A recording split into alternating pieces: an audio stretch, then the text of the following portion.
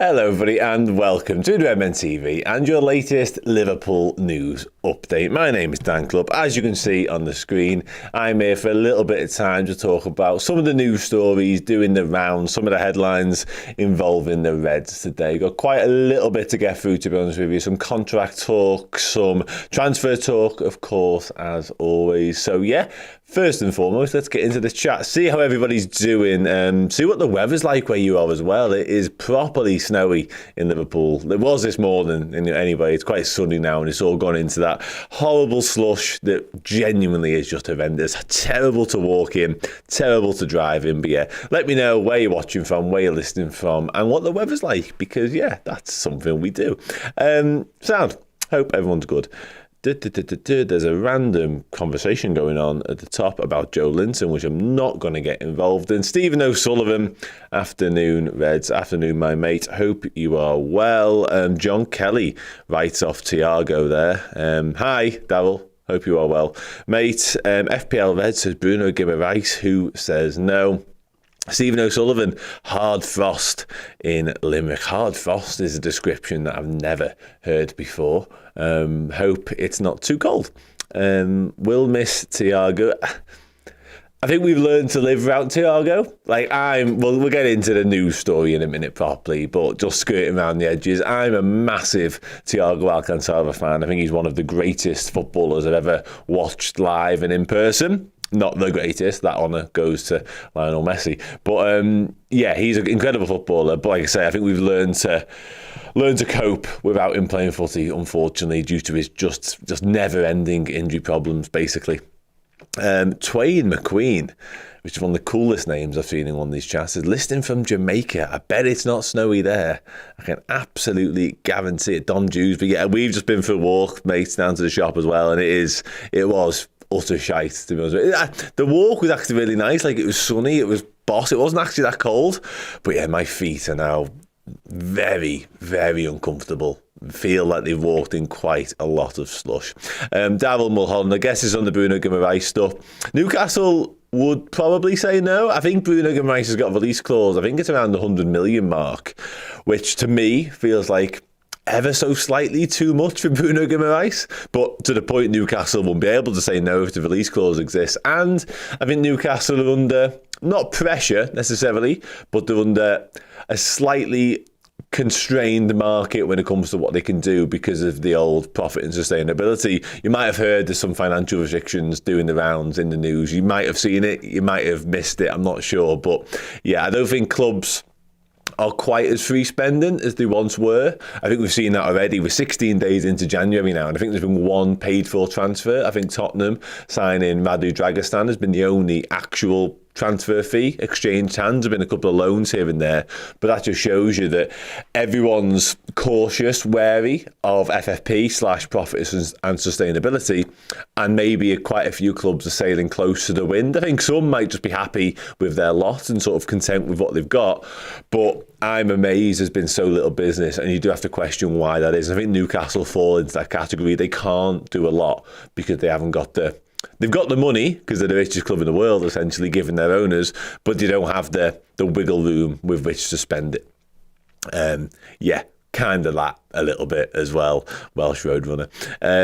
Yeah, the Thiago stuff, it looks like, I will come on to the story in a moment, it looks like he will be off in the summer. The story essentially says, I'll just come on to it now while I'm talking, essentially says that Flamengo and clubs in Saudi are interested in taking the Spanish midfielder, but it would be in the summer, and Liverpool have no interest in tying him down to a new deal, which comes as no surprise to anyone, of course. It does actually mention Ettifaq, the famous Ettifaq, where Steven Gerrard currently plies his trade as a manager, and Jordan Henderson currently plies his trade as a footballer, but for how long remains to be seen. But yeah, it says Thiago is of interest out there, which is, again, no shock. It does feel like one of their moves will happen. It does say at the bottom there, Liverpool so far has no interest in maintaining him, which, yeah, no shock whatsoever.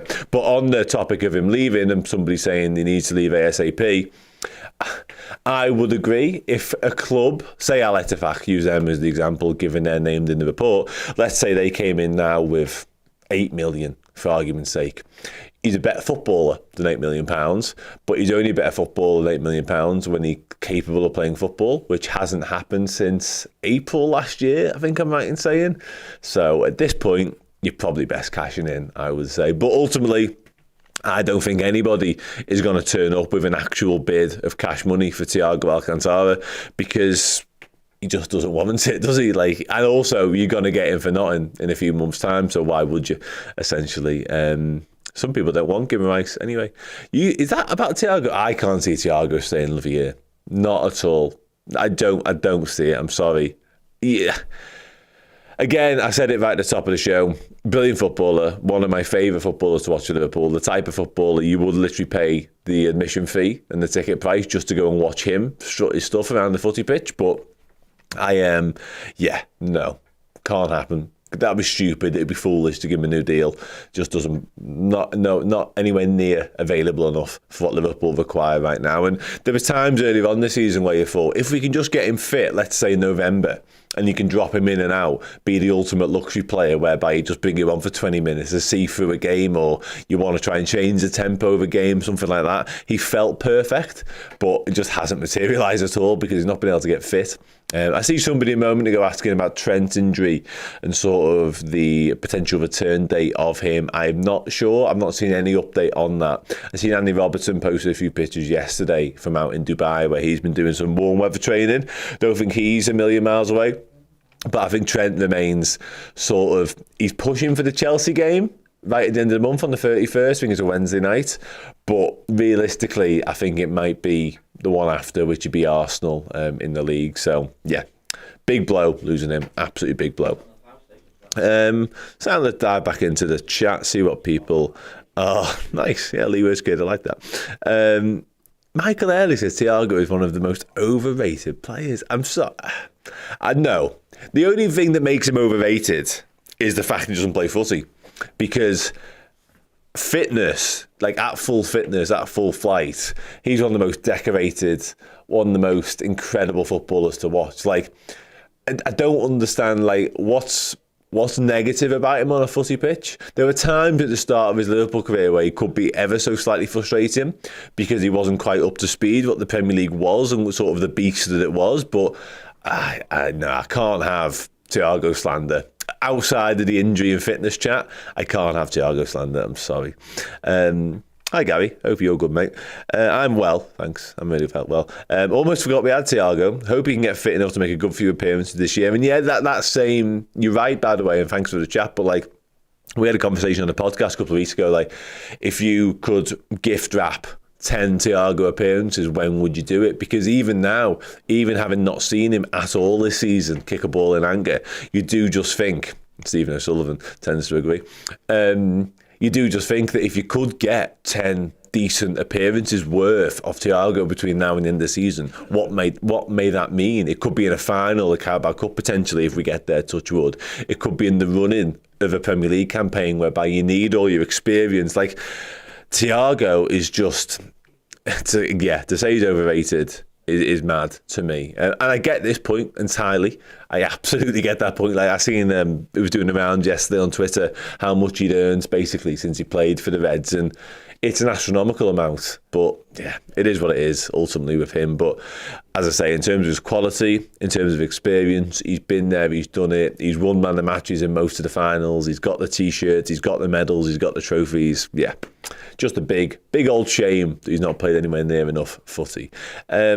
News stories wise, Bajcetic, him and Thiago remain a bit of a mystery. I think the latest update came from Pep Linders in his pre-Fulham presser, and he said both of them are targeting February for returns. But yeah, I don't know, man. I've not given up hope yet. That's too dramatic, but it would just be nice to see both of them play footy. And in particular, Bajcetic in a way, because you almost know what Thiago is now. We've become accustomed to it. And as I said earlier, the likelihood is that Thiago will leave in the summer, so he almost won't be our problem anymore. But with Stefan Bajcetic, there's a young, really talented footballer there who could become something very special. But if he doesn't play footy, what are we talking about here? You know what I mean? Mr. Battered? Anyway, Loney's coming back is interesting. Says to me, Klopp's bringing bodies back and going for the quad. I think a little bit of that. I think a lot of the Loneys that have returned will go back out. I've seen Billy Cometio return from his loan spell as well in France earlier on today. I think he's played 9 times in the French League 2, as it would be called. So that hasn't really worked either. I imagine he'll go back out. I definitely imagine Calvin Ramsey will return back out, given Conor Bradley's emergence in the past few weeks. I don't think Ramsey will be getting a look in. Owen Beck's an interesting one. I do wonder whether we might look to get Owen Beck back to Dundee, potentially, at the end of the month. I think a lot will depend on Tsimikas and Robertson making swift returns and safe returns to fitness, basically, because if they do come back and they're all fine, all of a sudden you've got those two and Joe Gomez to do your left-back stuff, which Gomez has done brilliantly. And you've also got Callum Scanlon if you go much, much younger. So, yeah, I wonder whether Beck might go back up to Dundee. But I take your point. I wonder whether Nat Phillips could stick around potentially as sort of a break glass option when it comes to centre-halves. That's a possibility. But other than that, I think most of the loanees, we've seen Fabio Carvalho go back out already, of course. I think that will be the case for pretty much all of them, I would imagine. Sound. Yeah, you're never looking on Bajcetic back in February. Mr. J Mango, you're normally so balanced and so calm, but you're not having Thiago. He's incredibly overrated. He's all style, no substance. Yeah, I get the wager thing, and he's not a numbers guy. And a lot of people will look at me and say, what are you talking about? Like, if you're a good footballer, do numbers. But Thiago's never really been that. He's more of the orchestrator of a football match. He dictates the tempo of where the game's going. And like I say, the type of player I love to watch. So I will not be having Thiago slander. In this chat, John Kelly says, Dan, where has Andre got to? Look, nailed on at one point. Yeah, it did. And I maintain if Liverpool really wanted to sign Andre, and I think they did for a while, they probably would have gone back and done it by now. But I've seen Ian Doyle speaking about this transfer saga as well, actually, this morning. And it's an interesting one. Obviously, we went to Fluminense in the summer and asked about Andre and sort of the conditions around the deal. And we liked what we heard. Essentially, the only thing we didn't like is the fact that Andre and Fluminense were keen to stay together whilst the Copa Libertadores was going on. Now, that turned out to be a good decision because obviously they won the Copa Libertadores, which gave them the right to compete in the Club World Cup recently. But what it also meant is Liverpool had to act and we had to do something. So obviously we signed McAllister to do a little bit of the 6. We then signed Wataru Endo to do the 6. And I think Liverpool are quite content with both of them. And obviously potentially a little bit of Stefan Bajcetic coming back as well. So it kind of leaves Andre in a bit of a predicament. And also Fulham were keen. And I think they were keen in case they sold João Palhinha. Now, it doesn't look like João Palhinha's going anywhere right now. So I think Andre will move, and I think he'll move to the Premier League. I think it might be in the summer, and it'd be really interesting to see where it goes. If we double down on McAllister and Wataru Endo, we might never go back for him. We might just stay on as we are and be quite content. It might depend how Bajcetic comes back, and if indeed he does come back, what he looks like when he does. Do we want him to do the right-back stuff like he did in Austria for a little bit? Is he more of an 8 as opposed to a 6? Loads of questions, loads of moving parts. But what I will say on the Andre thing is there's no two ways about it. We really like him as a footballer. We have a genuine interest in signing him. It just depends whether it fits at the time. It fitted in the summer. We had to do something different. And now it probably doesn't fit anymore. It feels like that to me a little bit. Anyway, news stories-wise, I need to do a lot of scrolling here, so bear with me. This comes from the Liverpool Echo. I had a good old read of this morning, and there's one particular little section that I wanted to talk to you all about. I'm getting there. I told you I had to do a lot of scrolling.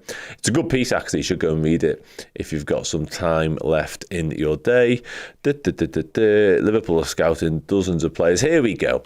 So, it's about Liverpool and how they find their footballers, essentially. And it starts sort of here. Two who are being looked at presently are Genoa's Denmark international Morten Frendrup and Ousmane Diomande, who we spoke about last week on the show. who currently plies his trade at Sporting in Portugal. At 22, Friendup has been looked at as the search for a long-term Fabinho replacement goes on, although there is little suggestion a deal is imminent. It goes on to say that Diomande has been described as a hidden gem by those familiar with him and will be in action for his host nation in this month's African Cup of Nations, where the rule will likely to continue to be run over the 20-year-old. Now, on Diomande, centre-half, big, strong, powerful, still young, still learning his trade. Looks like he has a very bright future, spoken of very highly when it comes to people who know their stuff about the Primera Liga. I'm pretty sure I'm right in saying his release clause was around the £69 million mark, I want to say. I'll have to double check that in a moment. But yeah, it was a decent chunk of money anyway. But I think Sporting are confident of getting that, because I think, like I say, they have very high hopes. It's interesting how obviously he plays for the same club as Inacio, and I think we've been watching Inacio and at the same time gone, who's that lad playing next to him? He looks really interesting as well. So there's definitely an interest there. As for Friendup, I don't know loads about him, if I'm being brutally honest. I did have a quick look this morning. Obviously, as mentioned, Danish midfielder. It's interesting how they describe him as a Fabinho replacement, because looking at where he plays predominantly, he doesn't really play as a DM. As you'll see here, he plays 16 times as a central midfielder and just 3 times as a defensive midfielder. So a little bit as a left mid, a little bit as a right mid. So I'm not quite sure whether he fits the bill of Fabinho successor necessarily, but still young, still learning, only moved to the Italian Serie A sort of in 2022, the back end, so he's only really made a bit of a breakthrough in the past 18 months, if you like. So one to keep an eye on, I would suggest. And as for Diomande, I often like looking at FB Ref and seeing who he's been compared to. And there's some interesting names amongst them, actually. Julien Timber, who obviously made what is now currently an ill-fated move to Arsenal, given his injury problems he's had there. But also David Hanco, who Liverpool have been linked to in the past, compares closely to Diomande, as does Gonzalo Inacio, who we know Liverpool are very, very fond of. So, yeah, ultimately, I don't know whether there's going to be anything happening necessarily in January. I've said countless times on these shows, so forgive me.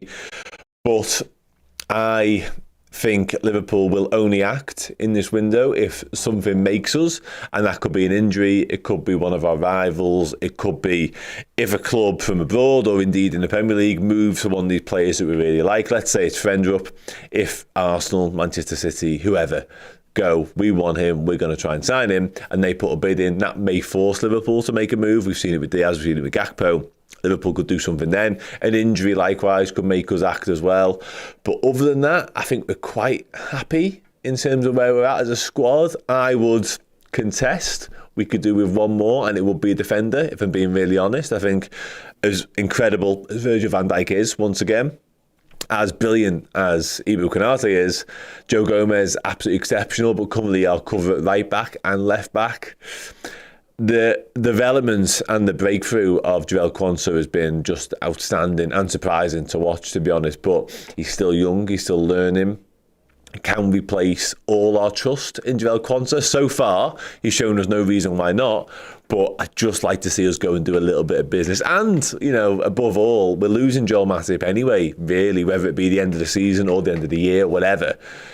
There's a good chance Joel Matip's best Liverpool days are very much behind him now, given the injury, given his age, all that type of stuff, his contract situation. So we're going to need an extra defender anyway. So why not go and do it? If the money's there, if we can afford it, go and do it. Why is Thiago Patience of the Year? Yeah, very nice. People are saying sign Mbappe. Yeah. I've seen somebody else off topic. There we go. T. Michael, I found it. Dan, this is off topic, but do you think if a world exists, we signed Mbappe in January, he would derail? No.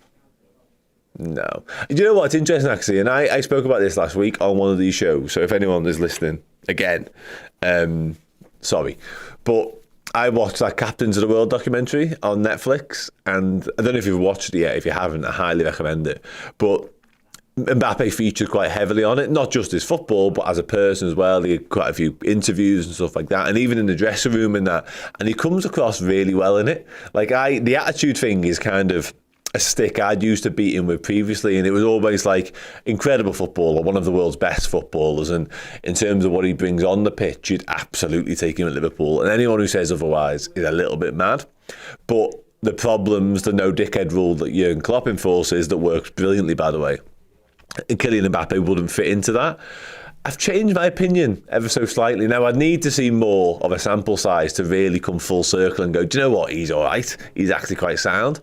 But I must admit, I'm not as dead set in my ways that he's a bit of a dickhead anymore. So, yeah, I could be wrong and he could be a complete idiot. But I must admit, watch that Captains of the World if you have already and you still think he's a tit. Fair enough. But yeah, I'm not sure he is actually a tit. But who knows? The jury remains out on that one. There we go. I see. I knew Mr. J Mango. I said you were normally balanced, and you agreed. But Thiago's your tipping point. Wow. Okay. Yeah, they have. See, people agree with me about. But I do get why people, because I thought he was a little bit as well. Just felt like, I don't know why his attitude would have caused a problem, but right now, I don't think it would. I think is he a winner? Is that what it is? Is he an absolute born winner, just driven? And listen, winning and being a born winner at PSG when it comes to domestically, it's a bit of a tap-in, really, isn't it? It's on the bigger European stage that PSG have struggled to make any sort of an impact. But I never really knew what to put it down to, but I must admit my opinion of Mbappe has changed ever so slightly. Ian McCartney, this has caught my eye, shocked me a little bit, thinks he will stay at PSG. I must admit, that transfer saga that's rumbled on for the best part of 3 years, 4 years now, whatever it may be, certainly the last couple, is a little bit boring, a little bit tiresome. And 99 times out of 100, I just dismiss it in my mind and go, there's no way we sign Mbappe, much like Darren Mulholland has done here. But then the more it goes on, and the more you see people like Julien Laurent saying, do you know what, there's half a chance, you go, is there half a chance? You just kind of come around to that way of thinking, don't you? Because ultimately, like, what a footballer. What a footballer. And I don't think there's many Liverpool fans out there, if you asked them in the cold light of day, that wouldn't absolutely run a million miles to get Kylian Mbappe at Anfield, because unbelievable. Unbelievable. Yeah, you're right, Welsh Road. I often wonder, I hope you're not referring to me there, by the way. Not that I'm going to fight or argue with you or anything, but I just hope you're not. Welsh Road Runner, we need to ask who would they buy as their CDM? You're right. I often think, like, if you see Brighton linked to a young South American central defensive midfielder, or indeed any position, quite frankly, that left back they've just bought, that Valentin Barco from Boca Juniors, do you not just go and sign him and just take a risk? I mean, you could start throwing your curveballs and being linked to crap lads. You go and sign, you waste your own money, then they sign the one they actually wanted. They could easily start doing that. But I think it's worth a punt just signing the lads that Brighton want, because they turn out to be pretty good, albeit Moses Caicedo right now might have cocked up. He might have made the wrong decision. Either that or Liverpool have dodged an absolutely massive £150 million valued bullet. One or the other. Oh no, you're arguing amongst yourselves. Don't argue amongst yourselves, people. We're all friends and Liverpool fans here. Mr. Battered is back. Back on earth, do you rate Elise or Bakayoko for that long-term right-wing role? Good question. I like both, personally. Michael Elise was linked with Liverpool again yesterday, I noticed. And the long-term phrase is an interesting one. Two things for that.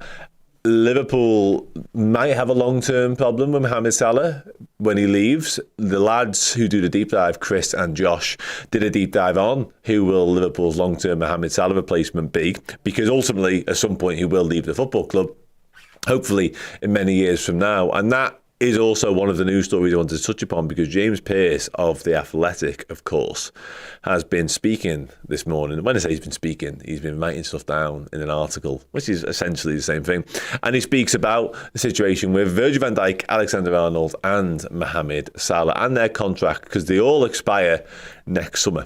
And the general sense I got from the article, I did pick out a few quotes which I just grabbed from my agenda. Now, all three players' deals run out in the summer of 2025 with formal discussions over renewals yet to get underway. And one of the key lines was, there's no sense of unease. And it does also say the situation should be clearer come the summer. Salah's future is the most intriguing given the ongoing interest from Saudi Arabia. So yeah, no real surprises there. But as I mentioned, the gist of it and the positive angle of it really is the fact that Liverpool seem quite calm about all three contract renewals. And I think given how integral all three of them are to Liverpool's short, medium and long term, that's really good news. I think the long-term one in particular falls into Trent Alexander-Arnold's category, given his age and given how important he's going to be to the Liverpool Football Club nigh on forever. But the fact that they all could get new deals in the not too distant future is great. Just great. And Salah is the most intriguing one because we all lived through last summer. We all witnessed, we all experienced what it was like to think we might lose Mohamed Salah once our transfer deadline has already passed. What can we do about that? Because there's not a man, woman or child alive that when the talk of 150 million and 200 million and 250 million pound bids started circling, and then 1.5 million a week for Salah and just crazy talk, all of us must have gone, might this actually happen? Like, that's properly terrifying. So we do have to consider it as a possibility that Salah will not play for the Liverpool Football Club at some point, to which Michael Olise was linked yesterday. Really like Michael Olise. I'm yet to be fully sold on him as sort of a Salah heir to the throne. I don't see that yet personally. I don't think he's put up the sort of numbers or the quality that suggests that he could do that. Now, he looks like a very talented footballer who's ready to sort of go up levels, and Liverpool and Jurgen could be exactly the place for him to do it, so maybe. Johan Bakayoko, I've not seen tons of. What I have seen, I've really liked. And I think he fits the mould of Salah replacements more than a lot of the others that have been linked. I think Jared Bowen is a really interesting one.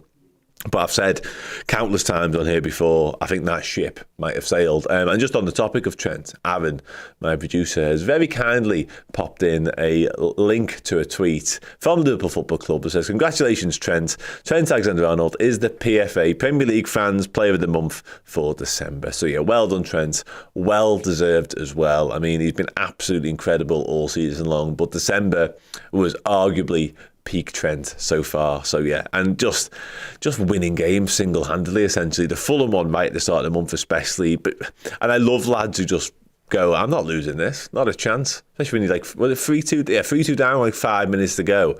Trent was having absolutely none of it. But yeah, I think and hope all of the aforementioned players sign new contracts. Oh, actually, a bit of live news for you as we speak. Rhys Williams has joined Port Vale on loan until the end of the season. Now, I've said this a few times. Don't ever say you don't get live news on here, on Redmen. We bring it you. And Rhys Williams has joined Port Vale. I think I'm right in saying, is that League One Port Vale? It might even be League Two Port Vale. I'm going to find out as right now.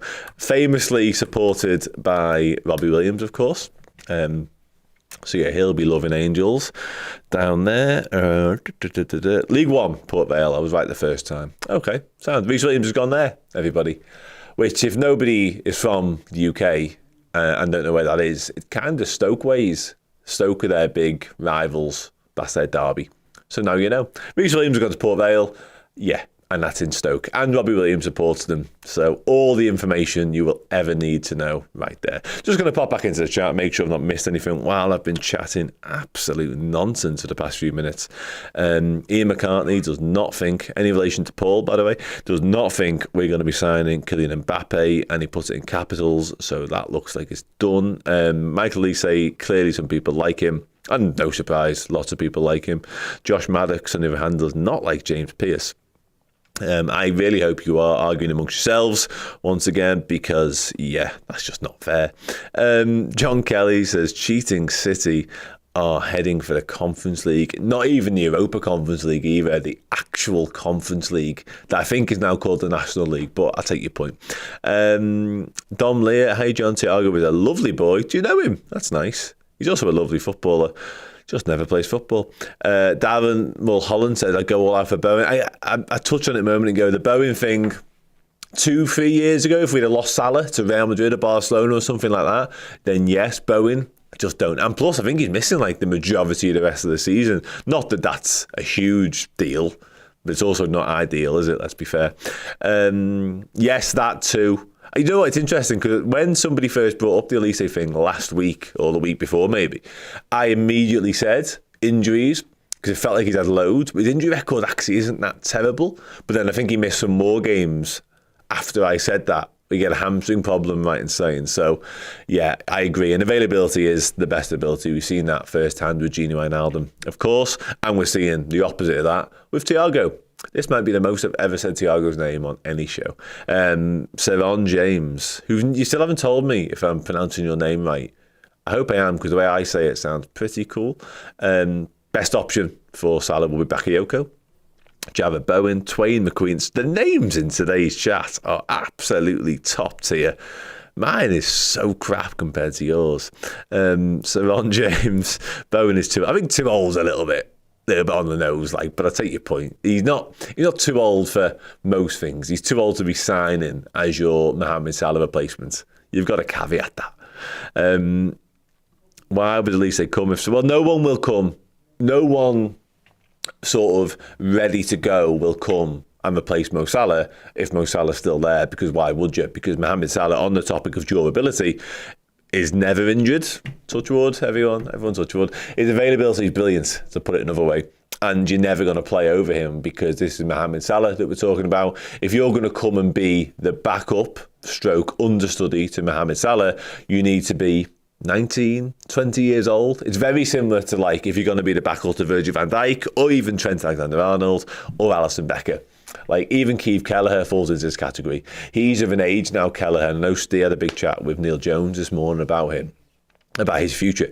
He's of an age now whereby he needs to be playing footy, and if you're going to come in as a backup keeper or a backup to Salah and so on, you've got to be really young. You've got to not need football immediately. You've got to be able to wait and be patient and bide your time and learn and all that sort of stuff. So yeah, at least they wouldn't do that if Salah was sticking around. And Welsh Roadrunner, absolutely right, mate. There isn't, no one's like for like with Mohamed Salah. Again, it's much like Trent. You can't replace him. Conor Bradley played brilliantly against Fulham the other week.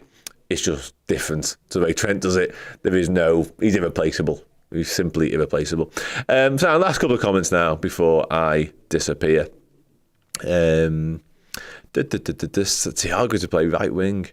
Yeah, it is a choice. Absolutely, it is a choice. Interesting to see how we go. Ultimately, Reece Williams on that just needs to play footy, I think, because he hasn't done this season. I think he played one game in the Scottish Challenge Cup. I think it was against Peterhead, and it was in August, and he hasn't played competitive footy since. So he needs to get back to playing. Much like Fabio Carvalho, he played a bit more than that, and obviously his moves own the Championship. But there was probably, with all due respect to Hull, there was probably more fancied suitors in terms of, I think, Leicester, Southampton, Leeds were all keen. There's more, what's the word I'm looking for? I'm gone. There's a word I want. No, it's gone. No, fashionable, maybe. There's more fashionable suitors for Fabio Carvalho, but he's chosen Hull because he knows he needs to play, and he needs to play week in, week out. He could have been a part of a squad at some of those other clubs, but he needs to be there. He needs to be there getting 90 minutes in, and to his credit, he's already played 190 minutes after being there for 3 days. So yeah, you've banged this question as I was leaving, haven't you? Good God. Dream summer signings. How many do you think we'll sign? I think we'll sign 3 footballers in the summer, maybe 4. I'm going to say 4 actually. 4 footballers in the summer, and they will be. Let's do it. They will be Johan Bakayoko. I'm going to say Ousmane Diomande. I've changed my mind for me in Asher. I'm going to say Diomande now. And Andre will come. That'll happen. And we'll sign a backup keeper as well. Who that is, I don't know. I've seen him been linked with Anthony Patterson for Sunderland, but I think he's 23, 24, so I don't know how much that move suits him, to be honest. Obviously, a move to Liverpool is pretty hard to turn down regardless, but when Alisson is in goal, it's not that easy to ever see a future beyond Alisson Becker, quite frankly. Sound, I'll leave because I've been talking essentially nonsense for the past 5 minutes. You guys are the best, even when you're arguing amongst yourselves and not being very nice. Stop that though for next time. There will be a next time. I'll be here once again in a few days' time at some point. Take care. Enjoy the rest of your day. Stay safe if it is snowy stroke icy where you are. Not you in Jamaica. You just enjoy the lovely sun and take it easy. Hey, thank you so much for checking out the content today. If you want to get your name in and amongst these wonderful people, then head to redmenplus.com. Join as a Legend tier subscriber. You're going to get free merchandise codes. You're going to get in our Discord, and you're going to get your name at the end of YouTube videos. Yes, redmenplus.com, Legend tier status.